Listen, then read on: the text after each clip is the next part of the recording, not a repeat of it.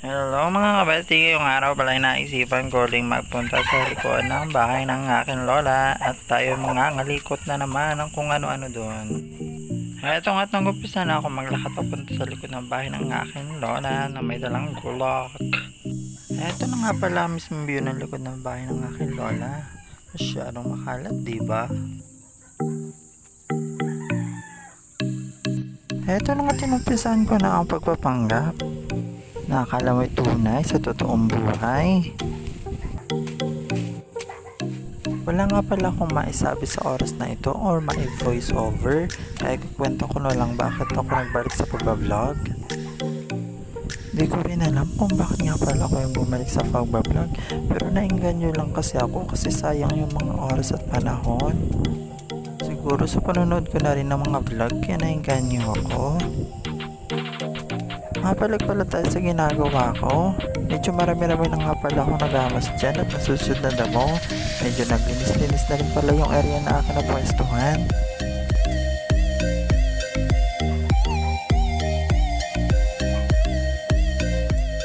Ito nga pala yung nagliliwanag yung kapaligiran ko. Nakala mo na may kukuhanin ako ni Lord. Huwag naman po sana, di pa ako ready, Charles!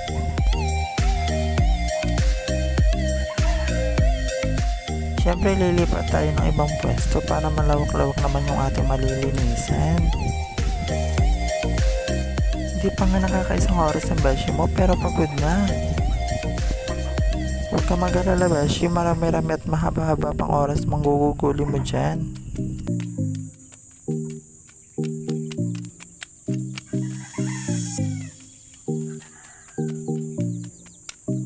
Tapos ko nga palang gamasan yung mga damo dyan, pinag-ipon-ipon ko na para pagdadakutin, madali lang.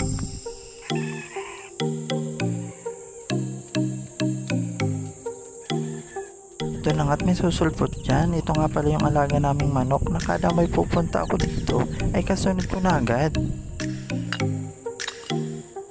Sa galing pa naman pumesto, talagang doon pa sa harap ng camera siya dadaan at kukuha ng exposure.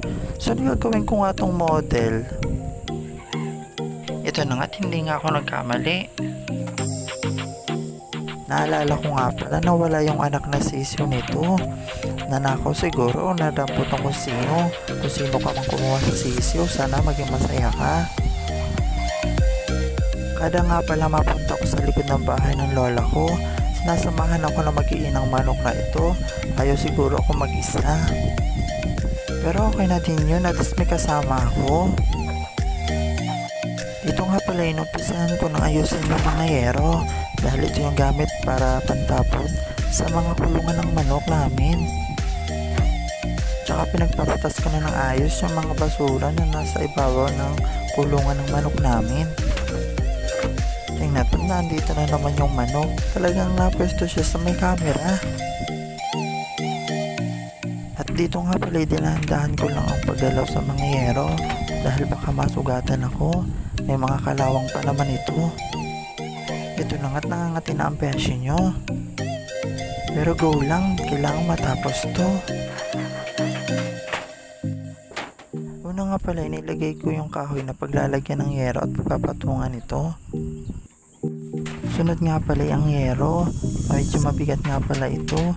Tapos dinahandahan ko lang ng paglagay dahil medyo matalas yung inikagilid nito. Ito na nga't sisilip na naman ang kasama ko. Medyo inayos-ayos ko nga lang pala muna itong yero. Tapos ilalagay ko na yung padalwa. Tapos pinagkukuha ko na rin yung mga sako at ipapatas sa ibabaw ng kulungan para malinis tingnan. Ito na at kasama ko na uli ang mag-iina. Kompleto na uli sila. Naggamas na rin pala ako dito sa may part na to. Tapos kinuha ko na rin yung walis at dustpan, pantakot ng basura at mga damo na ginamas ko.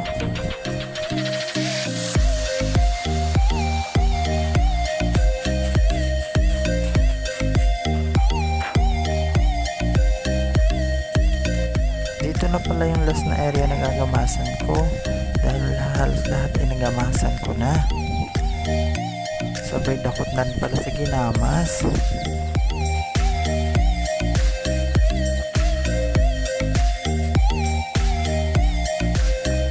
Diba? Umiba-iba siya. Tsaka ang linis niya ng tingnan ngayon.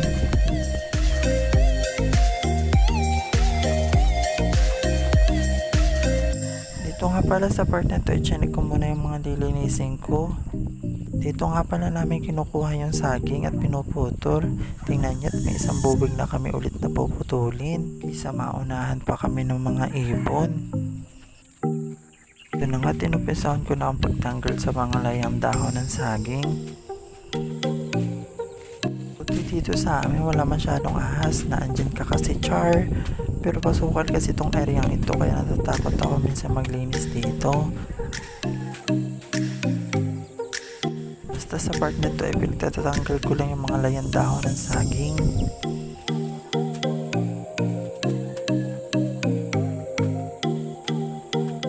Ito na nga, sa makabilang pwesto na nga pala ako.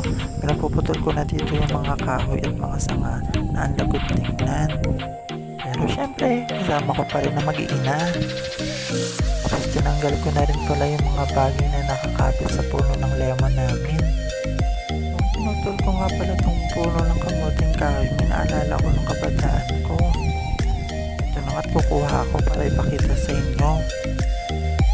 Dati kasi hindi namin afford ang bumili ng bubbles pag kung tawagin ng kabataan namin ay lobo-lobo.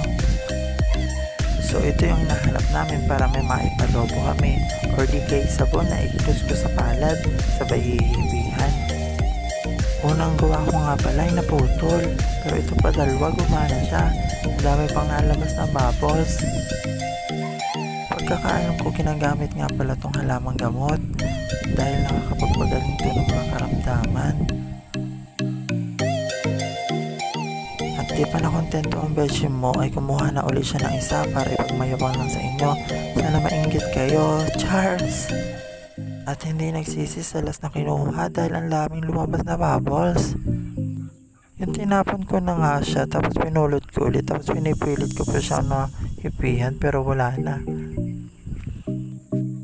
At dahil natapos na maglaro ang beshi nyo ay tinuloy niya na nga pala yung ginagawa niya. At ko na nga pala yung mga damo na ginamas ko dito at saka mga basura na winalis ko.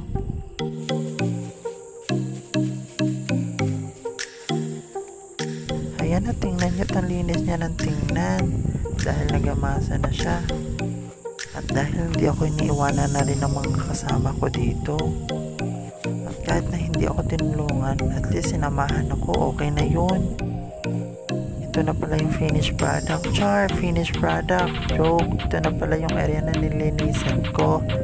Diba? Malinis na sa tingnan. Meron na rin puro dito ng lukban o tumelo. At dahil napagod ang beshi nyo, ito nga't nag-intindi na siya. Dinala niya na ang dapat dalhin. Ito nga't nasa may bahay na agad tayo for the go. Tanggal niya na rin nga pala yung bangko dyan para makaupo ng ayos. Dito na nga pala nagtatapos ang ating vlog. See you on the next vlog. Bye bye!